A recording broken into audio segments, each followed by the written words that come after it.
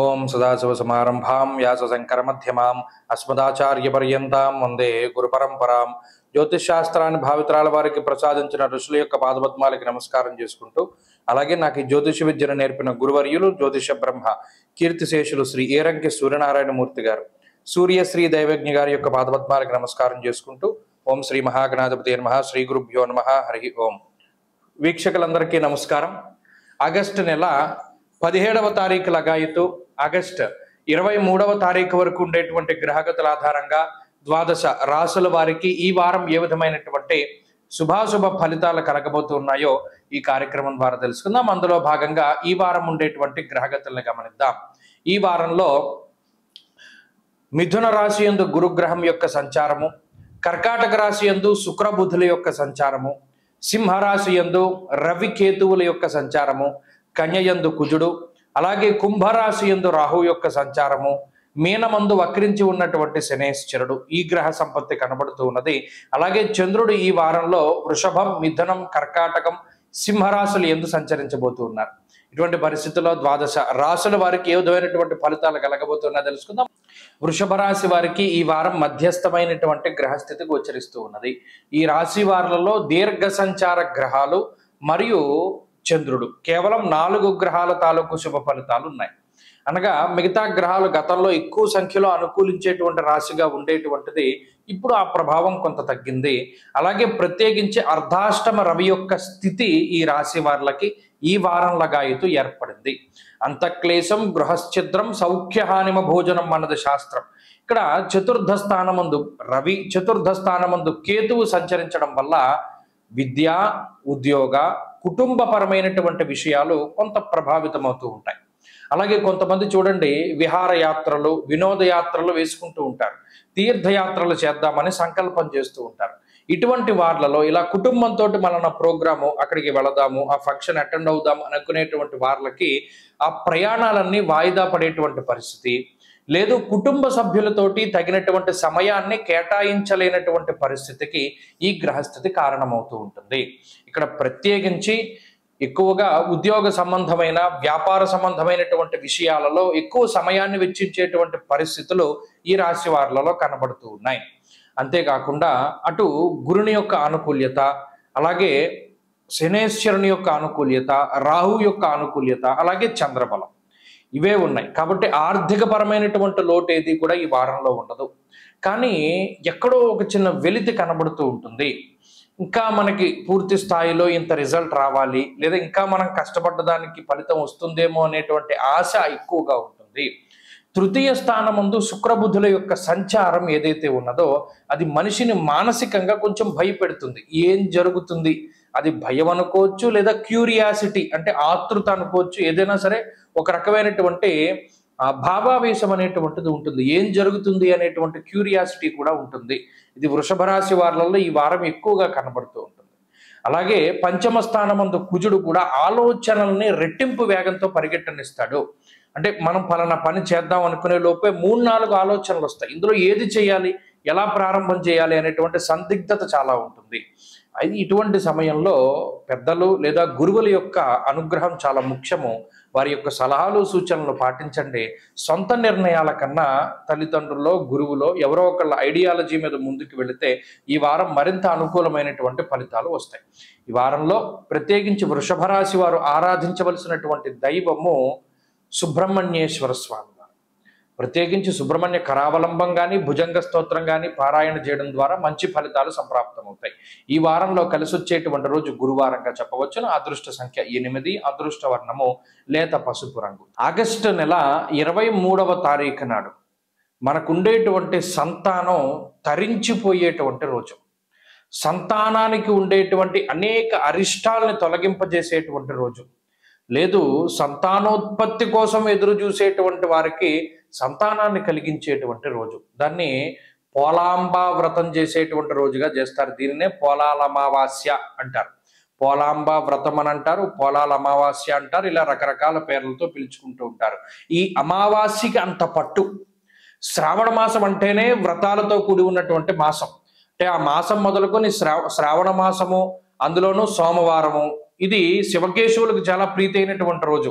ఆ రోజు ఏదైనా సత్యనారాయణ స్వామి వారి వ్రతాలు లేదా ఇంకోటి చేసుకుంటూ ఉంటారు.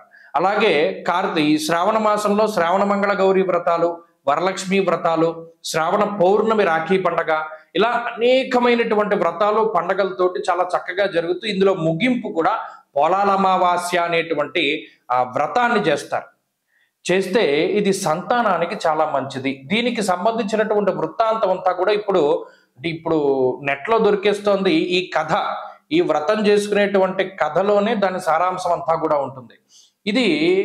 ఈ పోలాల అమావాస్య అంటే ఏమిటండి అంటే, ఇందులో ప్రత్యేకించి పోలేరమ్మ, పొలిమేరల్లో తిరుగుతూ గ్రామాన్ని రక్షించేటువంటి అమ్మవారు ఉంటారు.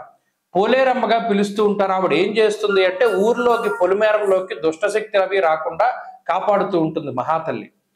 ఆవిడ్ని ఉద్దేశించి శ్రావణ మాసంలో చేసేటువంటి వ్రతమే ఈ పోలాల అమావాస్య వ్రతం. దీనికి ఒక ఆయన ఉంటాడు, ఆయనకి 7 పిల్లలు ఉంటారు. ఆ 7 పిల్లలకి సంతానం అభివృద్ధి చెందడానికి, వాళ్ళు బాగుండడానికి వ్రతం చేద్దామని అనుకుంటారు. ఈ వృత్తాంతం అంతా మీరు చదివితే వస్తుంది. అయితే ఇందులో ఇంకో విశేషం ఏంటి అంటే, అమ్మవారిని కందమొక్క రూపంలో ఆరాధన చేస్తారు. ఇక్కడ ఇదందరూ కూడా తెలుసుకోవాలి. ఏమండి, మాకు ఆడపిల్లలు ఉన్నారు, మగ సంతానం కావాలి అనుకునేటువంటి వాళ్ళు ఈ కంద మొక్కని పెట్టి పూజించేటప్పుడు దానికి బూరెలు దండేస్తారు. మగ సంతానం కావాలి అనుకునేటువంటి వారు. ఆడపిల్ల పుట్టినా పర్లేదు, మగపిల్లాడు పుట్టినా పర్లేదు, అసలు ఏదో ఒక సంతతి కావాలి అనుకునేటువంటి వాళ్ళు గారెలు దండేస్తారు. లేదు, ఇంకో నియమం ఉంది, మనకు అమ్మాయిలు ఉన్నారు కదా, ఆడపిల్లలు ఉన్నారు కదా, గారెలు దండ వేస్తారు. మగపిల్లలు ఉన్నారు కదా, వాళ్ళు బాగుండాలని బూరెలు దండేస్తారు. ఇలా ఏదైనా అమ్మవారికి ఆయా నైవేద్యాలని వాటిని సమర్పణం చేస్తారు. అయితే ఇక్కడ ఒక విషయం నేను అందరినీ కూడా అడగదలుచుకున్నాను. మనకి ఇన్ని తరాలుగా ఈ పోలాల అమావాస్య వ్రతాలు అవన్నీ చేస్తూ ఉన్నాం. తెలియని వాళ్ళు ఈ వీడియో చూసిన తర్వాత ఖచ్చితంగా ఈ అమావాస్యకి, పోలాల అమావాస్య వ్రతాన్ని ఆచరిస్తారు. కానీ కామెంట్ బాక్స్లో చెప్పండి, ఎందుకు కంద మొక్కనే అమ్మవారిగా ఆరాధన చేస్తారు? ఇది మీ మేధస్సుకి, సనాతన ధర్మానికి ఉండేటువంటి ఒక గొప్ప విషయానికి ఆలవాలం. ఎందుకు కంద మొక్కనే పెడతారు? మాకు ఎలాగో తెలుస్తుంది, మీకు తెలియాలి. మీరు దాన్ని పరిశోధన చేసి అసలు ఈ కంద మొక్కనే ఎందుకు పోలాల అమావాస్య నాడు పూజించారు అనేటువంటి విషయాన్ని రూఢీకరించి కామెంట్ రూపంలో తెలియజేయండి. అప్పుడు మీ మేధస్సు నిజంగా పనిచేస్తుందో లేదా, అసలు మీరు రీసెర్చ్ చేస్తున్నారా మన సనాతన ధర్మం మీద అనేటువంటి విషయం తెలుస్తుంది. కాబట్టి ఉన్నంతలో ఈ పోలాల అమావాస్య వ్రతాన్ని ఎవరూ కూడా మర్చిపోకుండా చక్కగా సంతానం అభివృద్ధి కలగడానికి, గతంలో మనం చెప్పుకున్నాం సంతానోత్పత్తి కావడానికి తిరువాయూరు వెళ్ళాలి అని. ఇప్పుడు కలిగినటువంటి సంతానం అభివృద్ధిలో ఉండాలి, వారికి ఆరోగ్యం సిద్ధించడానికంటూ ఈ పోలాల అమావాస్య వ్రతం చేస్తారు. ఇది కూడా అందరూ కూడా నియమనిష్టలతో చేసుకోండి. అమ్మవారిని ఆరాధన చెయ్యండి. సంతానాన్ని అభివృద్ధి పదంలో ఉంచుకోండి. వారికి ఉండేటువంటి అపమృత్యు దోషాదులన్నీ కూడా దీనివల్ల తొలగిపోతాయి. స్వస్తి. శ్రావణ మాసంలో చెప్పుకోదగ్గ గొప్ప ముహూర్తాలు లేవు. రాబోయేటువంటి భాద్రపదం శూన్యమాసం, తదనంతరం శ్రావణ మాసం ముహూర్తాలు లేవు, భాద్రపదంలోనేమో శూన్యమాసము, ఆ తర్వాత వచ్చేటువంటిది ఆశ్వీజ మాసము. ఆశ్వీజ మాసం తర్వాత కార్తీక మాసము. ఈ ఆశ్వీజ కార్తీకాల్లో ముహూర్తాలు ఉంటాయి. ప్రత్యేకించి నవంబర్ నెలలో ఉండేటువంటి పెళ్లి ముహూర్తాలు అంటే నిజంగా కార్తీక మాసంలో ఉండేటువంటి పెళ్లి ముహూర్తాలు అత్యంత బలమైనటువంటి పెళ్లి ముహూర్తాలు, దాంట్లో ఏమాత్రం సందేహం లేదు. అయితే చాలా మంది నన్ను, అంటే ఈ మధ్యకాలంలో నేను ఎక్కువ విన్నాను, ఎందుకంటే ఇప్పుడు ఈ ఆగస్టు నెలలో పెళ్లి కుదుర్చుకుని అక్టోబర్ నవంబర్లో పెళ్లి చేసుకుందామండి, మా వాళ్ళేమో విదేశాల్లో ఉన్నారు, అక్కడ నుండి టికెట్లు బుక్ చేసుకోవాలి, మాకు ఎవరో చెప్పారండి కార్తీక మాసంలో పెళ్లి చేయకూడదుట, కార్తీక మాసంలో పెళ్లి చేస్తే చాలా ఇబ్బందిట, లేదు పెళ్లికి ఏం దోషం లేదన్నారండి, కానీ శుభ కార్యక్రమం ఆ రోజు చేయకూడదు, అంటే గర్భాధానం ఇంకా చెప్పాలంటే ఫస్ట్ నైట్ లాంటివి చేయకూడదుటండి, అలా చేస్తే చాలా అరిస్ట్ అంటది. కార్తీక మాసం అంటే శుభ కార్యక్రమాలు అంటే మన పుణ్యమాసం కదా, మనం గుడ్డు తినం లేకపోతేనేమో నాన్ వెజ్ తినం మానేస్తాం, అలాంటిది మరి ఈ ఫస్ట్ నైట్లు అవన్నీ ఎలా చేస్తారండి, గర్భాధానాదులు ఎలా చేస్తారండి, అందుకనే కార్తీక మాసంలో పెళ్లి చేయకూడదని చెప్పారండి అన్న మాటలు నాకు ఈ మధ్యకాలంలో చాలా వినపడ్డాయి. విస్మయానికి గురయ్యాను నేను.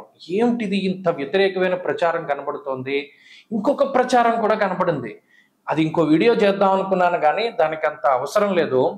ఏమంటే పెద్దవాళ్ళు పైన ఉండాలి, చిన్నవాళ్ళు కింద ఉండాలి తండ్రి ఇంట్లోనూ, మా ఊర్లో అందరూ చెప్పుకుంటున్నారు పెద్దవాళ్ళు పైనే ఉండాలి చిన్నవాళ్ళు కింద ఉండాలంటే అలా లేకపోతే అరిష్టం జరుగుతుందిట అని. ఇదేంటమ్మా ఇలాంటి వింత పోకళ్ళు ఎక్కడి నుండి వస్తున్నాయి?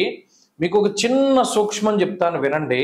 ఇప్పుడు పెద్దవాళ్ళ భుజాల మీదకి ఎక్కి పిల్లలు ఆడుకుంటారు, అవునా కదా అని అడిగాను. అవునండి, పెద్దవాళ్ళ భుజాల మీద ఎక్కి చిన్నపిల్లలు ఆడుకుంటారు. అంటే అప్పుడు పెద్దవాళ్ళు ఎక్కడున్నారు? కింద ఉన్నారు. పిల్లలు ఎక్కడున్నారు? పైన ఉన్నారు. అంటే పెద్దవాళ్ళు కింద ఉండాలి, చిన్నవాళ్ళు పైన ఉండాలి. అంటే గ్రౌండ్ ఫ్లోర్లో తండ్రి గారు, పై ఫ్లోర్లో అన్నగారు, పై ఫ్లోర్లో తమ్ముడు, ఆ పై ఫ్లోర్లో అందరికన్నా చిన్న తమ్ముడు, అలా ఉండొచ్చు. ఇంకొక రకంగా అసలు ఈ శాస్త్రం ఎందుకు పెట్టారండి అంటే పెద్దవాళ్ళు వయసులో పెద్దవాళ్ళు కాబట్టి మెట్లు ఎక్కి అన్ని ఫ్లోర్లు పైకి ఎక్కలేరు కాబట్టి వారు కిందే ఉంటారు. వచ్చిన వాళ్ళ గురించి వాళ్ళు ఆరా తీస్తూ ఉంటారు. పెద్దవాళ్ళు కాబట్టి అన్ని విషయాలు తెలుస్తాయని వాళ్ళని కింద పెట్టారు. చిన్నవాళ్ళు పైకెక్కగలరు, శరీరం సహకరిస్తుంది కాబట్టి పైన ఉండాలి అన్నది కూడా వాస్తులో మర్మం. దీన్ని మార్చేసి పెద్దవాళ్ళు పైన ఉండాలి, చిన్నవాళ్ళు కింద ఉండాలని మొదలుపెట్టారు. ఇది నేను ఆశ్చర్యపోయినటువంటి విషయం. ఇంకొకటి, ఈ కార్తీక మాసంలో పెళ్లి చేయకూడదటండి, పెళ్లి చేసినా కూడా ఈ శుభకార్యం చేయకూడదటండి అని మొదలుపెట్టారు. ఎవడు ప్రచారం చేస్తున్నాడు? ఇవన్నీను తప్పు కదా. ఇప్పుడు ఒక విషయం చెప్తాను, గుర్తుపెట్టుకోండి. కార్తీక మాసము అన్నది నా కార్తీక సమో మాస, అసలు దాంతో సమానమైనటువంటి మాసం లేదు. దేనికి? దానం చేయడానికి. కన్యాదానంలో ఒక సంకల్పం చెప్తారు. దశా పూర్వేషాం దశా పరేషాం మద్వంశానాం మాతృవంశానాం పితృ నరకాతుత్తీర్య శాశ్వత స్వర్గలోక ప్రాప్త్యర్థం కన్యాదానం అహంకరిష్యే అని చెప్పి ఆ కన్యాదాత సంకల్పం చెప్తాడు. అంటే ఏంటి? ఇటు దశాపూర్వేశాం దశాపరేషాం అంటే 10 తరాల ముందు 10 తరాల తర్వాత ఉన్నటువంటి వాళ్ళు ధరించిపోవడానికి ఈ కన్యాదానం చేస్తున్నాను నేను. సాలంకృత సహిరణ్యోదక కన్యాదానం అహంకరిష్యే, అలంకారం చేసి కన్యాం కనక సంపన్నాం కనకాభరణేర్యుతాం అంటే అంత కనకాభరణాలతో కూడా అలంకారం చేసి దానం చేస్తున్నాను అంటే ఎంత తరించిపోతారు. ఒక బంగారం దానం చేయడమే చాలా కష్టం ఈ రోజుల్లో. అలాంటిది అన్ని కాసుల బంగారము, అంతకన్నా విలువైనటువంటి అమ్మాయిని దానం చేస్తే కలియుగంలో, అందులోనూ కార్తీక మాసంలో ఈ 21 తరాల వాళ్ళు ఎంత తరించిపోతారు. ఈ విషయాన్ని మానేసి కన్యాదానం చేయకూడదు లేదా పెళ్లి చేయకూడదు అనేటువంటి ధోరణి రావడం అనేటువంటిది చాలా పొరపాటు. కాబట్టి అది తప్పు. పెద్దవాళ్ళు పైన ఉండాలి అన్నది తప్పు. ఈ రెండిటిని కూడా మార్చుకోండి. పెద్దవాళ్ళు కింద ఉండాలి, చిన్నవాళ్ళు పైన ఉండాలి. కన్యాదానం చేస్తే, కార్తీకంలో చేస్తే 21 తరాల వాళ్ళు తరించిపోతారు. కాబట్టి కార్తీక మాసంలో నిరభ్యంతరంగా వివాహాదులు చేసుకోవచ్చును.